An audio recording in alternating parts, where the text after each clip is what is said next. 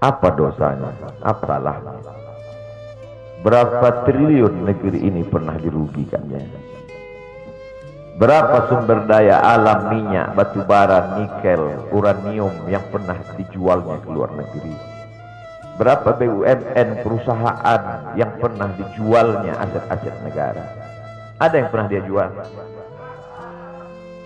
Dia hanya mengajak anak muda yang selama ini pencandu narkoba menjadi bertaubat kepada Allah.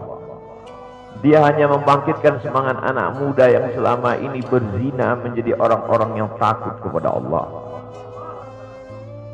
Dia hanya mengajak mereka yang memakai baju hitam, pakaian hitam, berubah menjadi pakaian putih. Mereka berusaha untuk memutihkan catatan amal baik mereka di hadapan Allah. Dia hanya menyadarkan umatnya supaya sadar bahwa politik itu penting. Angkatlah pemimpin yang adil dan amanah. Dia hanya sedang mengajak umatnya supaya jangan memilih pemimpin kafir. Salahkah perbuatannya? Tidak. Dia tinggal negara demokrasi. Dalam dunia demokrasi, siapapun berhak untuk mengajak menyuarakan kebenaran. Dia tidak melawan sultan, dia tidak melawan ulil amri, dia tidak melawan siapapun. Dia hanya melawan ketidakadilan. Hari ini saya berangkat setelah sholat subuh menuju airport, naik pesawat. Setelah naik pesawat, naik mobil. Setelah naik mobil, jalan macet, saya mesti turun naik sepeda motor. Setelah naik sepeda motor pun juga tidak bergerak, jalan kaki. Akhirnya sampai kemari. Dalam hati saya berkata, celaka betul orang yang mengatakan kemarin katanya tidak ada akan menyambutnya. Sudah 3 hari, saya pikir 3 hari tidak ada orang lagi. Saya akan datang bisa duduk berdua dengan beliau. Saya tidak datang mau ceramah, saya tidak datang mau tausiah, saya tidak mau datang mau tablik akbar. Ternyata yang menyambutnya seramai ini, sebanyak ini, orang berjalan kaki, anak-anak muda berjalan kaki, orang tua, ibu-ibu duduk di pinggir jalan. Apa yang membuat mereka datang kemari? Satu, cinta. Lahu baru ni'aliha ahabbu ilayya wa asfadi balwaha, kata Qais. Debu yang menempel di sandal Laila lebih dapat menghilangkan rasa sakit dan duka. Hanya cinta kepada Laila, apalagi cinta kepada zuriat Nabi Muhammad sallallahu alaihi wasallam. Andai engkau orang alim, andai engkau hafal kitab, andai engkau mengerti kitab kuning, banyak ilmumu, tapi ada kebencianmu kepada ahli bait Rasulullah SAW, hilang keberkahan ilmu. Andai engkau punya derajat seperti seorang wali, andai engkau diangkat Allah sebagai wali, maka jatuh derajat kewalianmu hanya karena kebencianmu kepada ahli bait. Apa kata Kiai Haji Maimun Zubair? Ahli bait itu seperti Quran yang lapuk. Andai ada ahli bait itu yang nakal, yang jahat sekalipun, dia tetaplah seperti Quran yang lapuk. Quran yang buruk, andai titiknya sudah tidak ada lagi, tak akan mungkin kau akan buang. Kau tetap juga akan jaga dia, kau akan cium dia. Kenapa? La yamassuhu illal mutahharun. Allah yang mensucikan.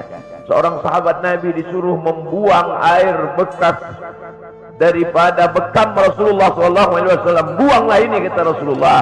Lalu kemudian beliau pergi ke belakang.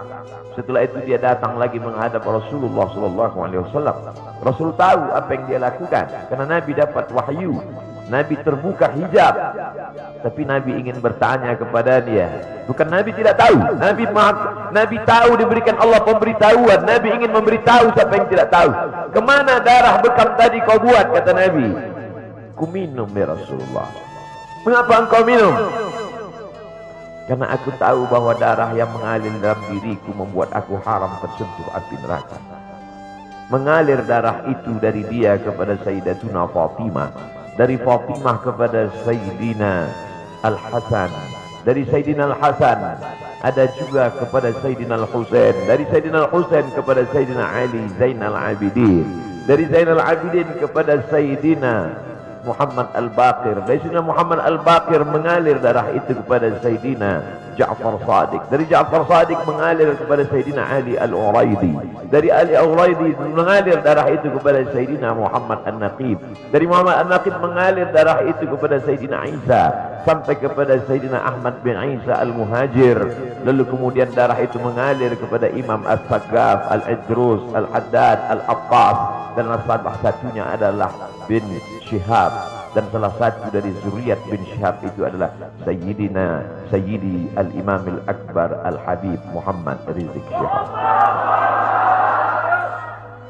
Kalau mau hidup tenang, beliau sudah tenang dengan anak menantunya, dengan cucunya, dengan ilmunya. Beliau meraih gelar LC dari Universitas Imam Muhammad Ibn Saud. Dia cukup dengan majlis-majlis maulidnya, cukup. Mengapa dia bersusah payah? Mengapa dia mesti kena fitnah? Dia hanya mengikut darah Sayyidina Al-Husain. Kalau mengikut Sayyidina Al-Hasan lembut, mengikut Sayyidina Al-Hasan lembut sentuhannya. Maka para ahli bait ini mengikut dua aliran, Sayyidina Al-Hasan dan Sayyidina Al-Husain. Kedua-duanya saya cintai. Habaib yang mengikut Sayyidina Al-Hasan, saya datang, saya cium tangan mereka, saya bersilaturahim, lembut gaya mereka. Tapi mereka semua mengajak untuk mencintai Sayyidina wa Maulana Muhammad sallallahu alaihi wasallam. Tapi ada yang seperti Sayyidina Al-Husain, menggelegar suaranya, dia hunuskan pedangnya untuk musuh-musuh Allah. Keduanya adalah sama-sama diridhai Allah. Innal Hasan wal Husain sayyida syababi ahlil jannah. Yang mencintai Sayyidina Al-Hasan, mencintai Sayyidina Al-Husain, yang mencintai zuriat mereka, keturunan mereka, maka dengan cinta itu bekal kita menghadap Rasulullah sallallahu alaihi wasallam. Andai aku dihadapkan nanti menghadap Allah, tahajudku tak sebanyak Imam Ahmad bin Hanbal, 300 raka'ah fil yaumi wal lailah, 300 rakaat sehari semalam. Andai aku dihadapkan kepada Rasulullah sallallahu alaihi wasallam, maka jihadku tidak sebanyak Sayyidina Khalid ibn Walid. Setiap jengkal kulitnya, setiap tetes darahnya tak lepas daripada tebasan tombak, anak panah dan pedang. Andai aku dihadapkan kepada Sayyidina Maulana Muhammad sallallahu alaihi wasallam, amalku tak sebanyak Abdurrahman ibn Auf. Lalu apa bekalmu, hai Abdul Somad? Adakah ceramah-ceramahmu itu bisa kau jadikan bekal menghadap Allah? Tidak. Sebagiannya sudah diambil oleh tatapan mataku melihat berapa subscriber, follower, dan viewer. Abdul Somad mungkin habis amalnya sudah ria. Satu-satunya yang akan kujadikan bekal menghadap Rasulullah hanyalah aku pernah mencintai keturunanmu. Aku pernah mencintai zuriatmu.